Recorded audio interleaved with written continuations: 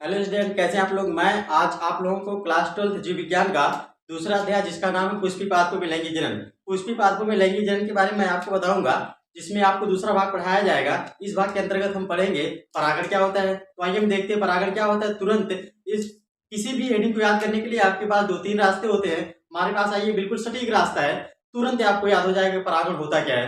तो आइए हमारे पास हेडिंग पढ़िए परागण। आइए हम देख लेते हैं परागण है क्या।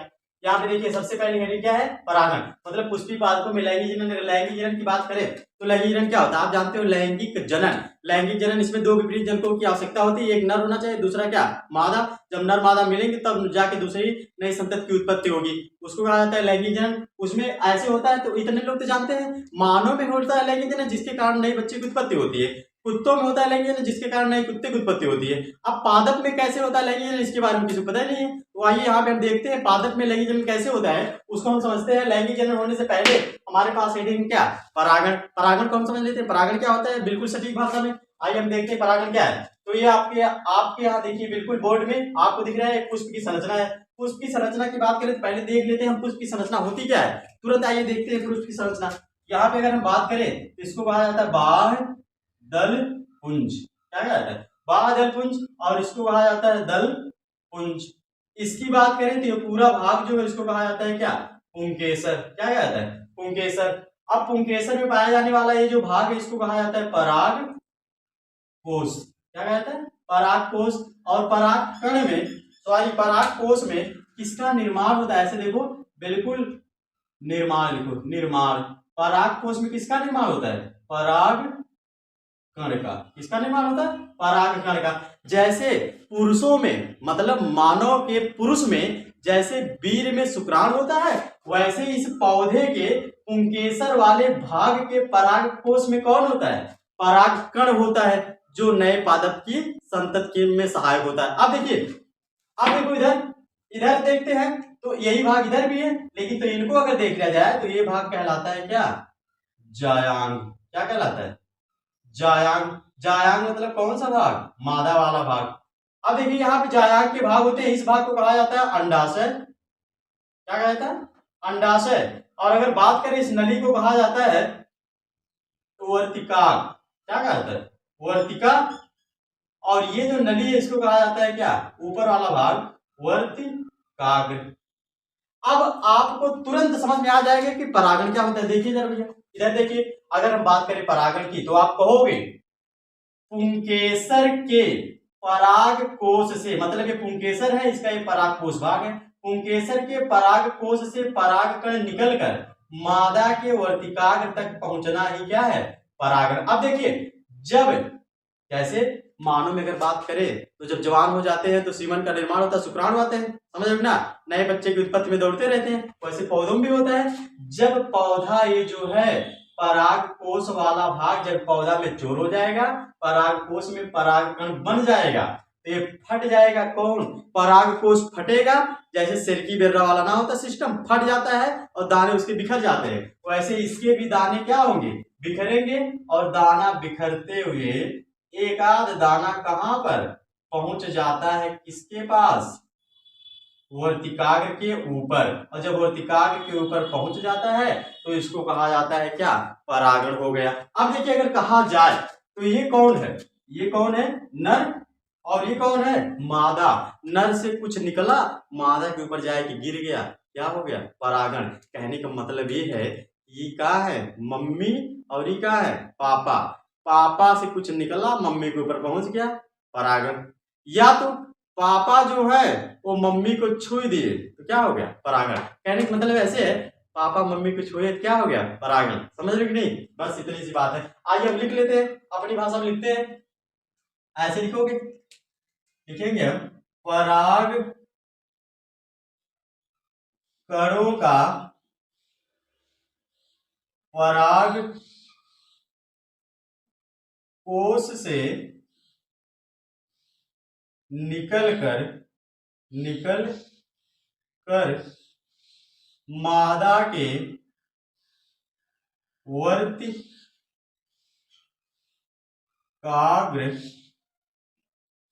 तक पहुंचना ही परागण कहलाता है। इधर देखिए, परागण की एकदम कितनी अच्छी और सटीक परिभाषा बन गई। देख लेते हैं जरा इसको, परागण क्या है।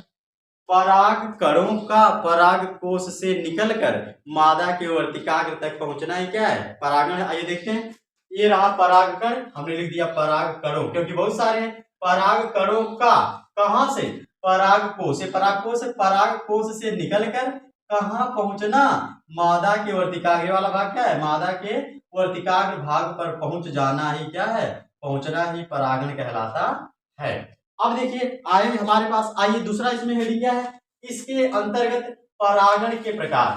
किसके प्रकार, आइए हम देखते हैं परागण के प्रकार के बारे में। यहां हम लिख देते हैं परागण के प्रकार। देखिए अभी बिल्कुल समझ में आ जाएगा तुरंत। परागण के प्रकार, इसको कहा जाएगा टाइप्स ऑफ पॉलिनेशन। क्या कहा जाएगा, टाइप्स ऑफ पॉलिनेशन। अब देखिए हम बात करें टाइप्स ऑफ पॉलिनेशन की, तो कितने प्रकार से परागण होता है, दो प्रकार से। सबसे पहले हम लिखेंगे स्वपरागण। स्वपरागण। दूसरा होता है पर परागण, या तो इसको कहते हैं पर निषेचन। अब अगर इंग्लिश की हम बात कर लें तो इसको इंग्लिश में देख लेते हैं। इसको कहा जाता है सेल्फ पॉलिनेशन। और अगर इसकी बात करें तो इसको कहा जाता है क्या, क्रॉस पॉलिनेशन। ये हो गया क्रॉस पॉलिनेशन।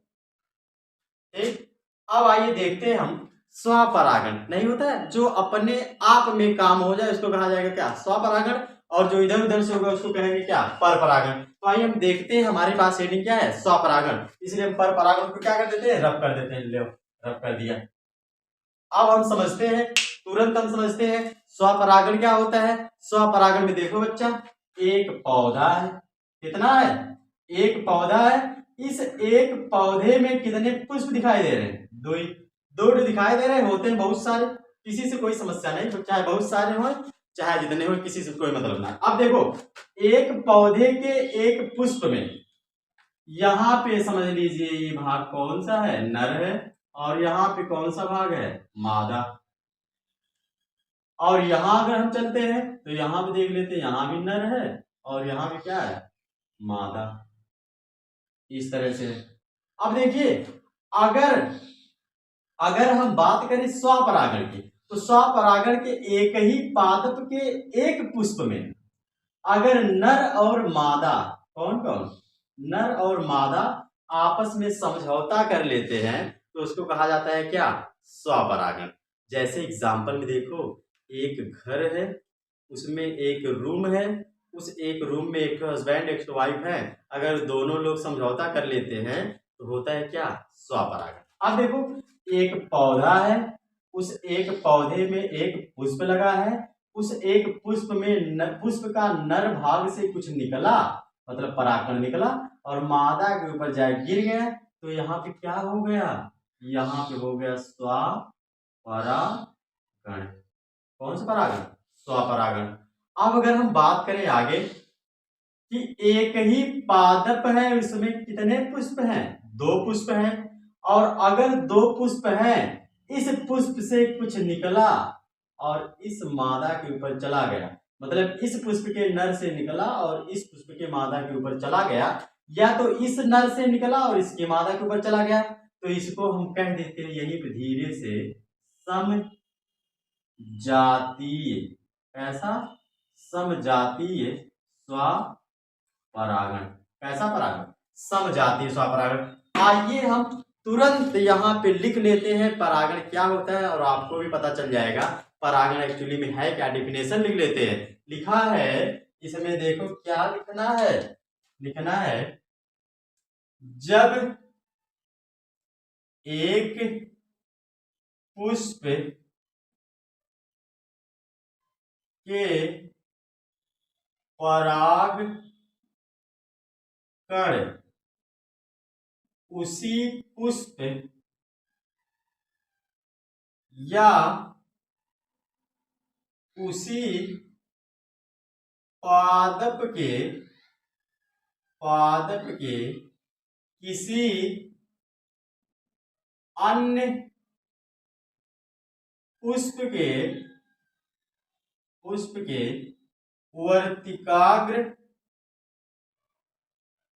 पुष्प के वर्तिकाग्र पर पहुंचते हैं तो इस प्रकार के परागण को पर परागण या इस प्रकार के परागण को स्वपरागण, कौन सा परागण, स्वपरागण कहते हैं। इस प्रकार के परागण को कैसा परागण कहेंगे, स्वपरागण लिखा है। देखिए जब एक पुष्प के परागकण उसी पुष्प या उसी पादप के किसी अन्य पुष्प के वर्तिकाग्र पर पहुंचते, ये सवाल यहाँ पे क्या रहेगा, पहुंचते हैं तो इस प्रकार के परागण को स्वपरागण कहते हैं। स्वपरागण बिल्कुल समझ में आ गया होगा। आइए हम देखते हैं परपरागण के बारे में। हमारे पास अगली हेडिंग है क्या, परपरागण। अगली हेडिंग है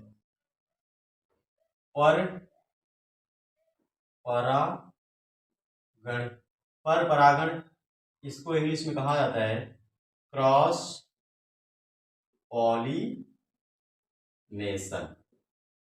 क्रॉस पॉलिनेशन का मतलब हो गया क्या, परपरागण। आइए हम परपरागण समझ लेते हैं। अब देखिए परपरागण हेडिंग आप डाल दीजिए, क्योंकि यहाँ पे मिटाना पड़ेगा इस हेडिंग को, क्योंकि दूसरा पुष्प लगाना पड़ेगा। आइए हम देखते हैं परपरागण हेडिंग आपके पास पड़ी है, इसको हम रफ कर देते हैं। परपरागण होता है क्या, नहीं रफ नहीं करते, एक ही समझ लेते हैं। देखिए ऐसे एक और पुष्प बना दिया, ऐसा पुष्प एक तो क्या बना दिया और बन गया। उसमें पत्ती एक के दो लगाते हैं समझने के लिए, ये लगाएं, अच्छा होगा।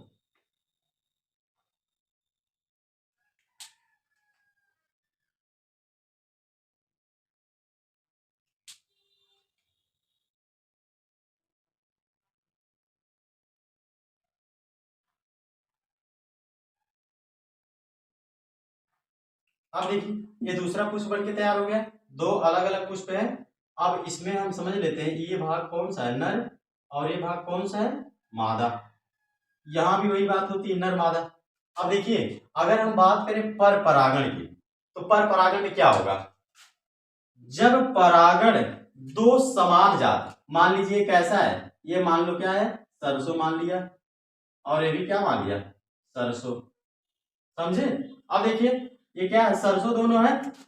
जब परागण समान जाति के पादपों के मध्य, या तो ये सरसों है, ये कुछ और है, ये कुछ और है, ये कुछ और है, समझ ना। जब परागण दो समान जात, जैसे एक सरसों पेड़, ये भी एक सरसों पेड़, इनके बीच होता है, समझ ना। या तो यह एक आम का पेड़ या एक किसी और पौधे का पेड़ हो, जब परागण समान जात या दूसरे जात के पादपों के मध्य होता है, तो इस प्रकार के परागण को क्या कहते हैं, पर परागण कहते हैं। जैसे मान लीजिए एक घर है, दो घर है, दो घर में दो अलग अलग रूम है, अलग अलग हस्बैंड वाइफ है उस रूम में, समझ में ना। अब यहां से एक हस्बैंड निकला, दूसरे घर में पहुंच गया, और दूसरी जगह से निकला, दूसरे घर में पहुंच गया, तो बीच में जब जा रहे थे क्या हो रहा था, क्रॉस, इसको कहा जाता है क्रॉस पॉलिनेशन या पर परागण। आइए हम समझते हैं, इसको फिर से देख लेते हैं। ये पौधा कितने हैं, पर परागण में कितने पौधे होते हैं, दो अलग अलग पौधे होते हैं। इस पौधे के नर से कुछ निकला और इसके मादा के ऊपर जाके गिर गया, समझ ना। इस पौधे के नर से कुछ निकला इस पौधे के मादा के ऊपर जाके गिर गया। अब देखो, या तो इस पौधे के नर से कुछ निकला और इस पौधे के मादा के ऊपर जाके गिर गया, तो बीच में क्रॉस का निशान हो रहा है ना, ये बीच में किसका निशान हो रहा है, क्रॉस का, इसलिए इसको कहा जाता है क्रॉस पॉलिनेशन। आइए देखें परिभाषा इसकी क्या कहती है। लिखेंगे, जब परागण दो समान जाति के पादपों के मध्य या दूसरी जाति के पादपों के मध्य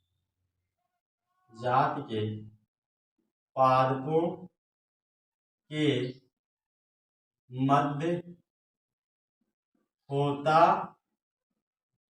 है, दूसरी जाति के पादपों के मध्य होता है, तो इस प्रकार के परागण को पर परागण, कौन सा परागण, पर परागण या पर निषेचन कहते हैं। अब देखिए जरा, जब परागण दो समान जात के पादपों के मध्य, ये भी एक आम का पौधा है, ये भी आम का पौधा है, जब परागण दो समान जात के पादपों के मध्य या दूसरी जाति के पादपों के मध्य, ये आम का पौधा है, ये इमली का पौधा है, दूसरी जात समझने के लिए है, सिर्फ समझोगे ना, ये सब जंगली चीजें हैं समझने के लिए, या दूसरी जाति के पादपों के मध्य होता है, तो इस प्रकार के परागण को पर परागण या तो पर निषेचन कहते हैं। अब देखिए एक नोट पॉइंट है इसी में, पर परागण में इसी में लिख देंगे, पर परागण में दोनों पुष्प अलग अलग पादपों पर लगे होते हैं। अब देखिए, ये जो पर परागण की क्रिया है उसमें दोनों पुष्प कहाँ होते हैं, दोनों पौधे अलग अलग होते हैं, इसका पुष्प और इसका पुष्प समझौता करते हैं, तब होता है क्या, पर परागण। इसीलिए लिखा है पर परागण में दोनों पुष्प अलग अलग पादपों पर क्या होते हैं, लगे रहते हैं। अब देखिए एक नोट पॉइंट करके निकलोगे, बहुत इंपॉर्टेंट है नोट पॉइंट वाला। अब लिखोगे, एक लिंगी पुष्प में केवल पर परागण ही